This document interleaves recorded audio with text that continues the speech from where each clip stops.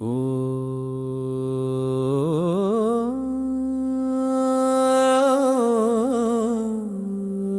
நமச்சிவாய.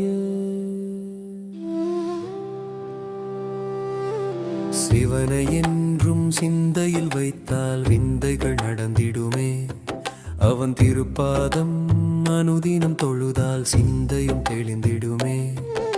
சிவனை என்றும் சிந்தையில் வைத்தால் விந்தைகள் நடந்திடுமே. அவன் திருப்பாதம் அனுதினம் தொழுதால் சிந்தையும் தெளிந்திடுமே.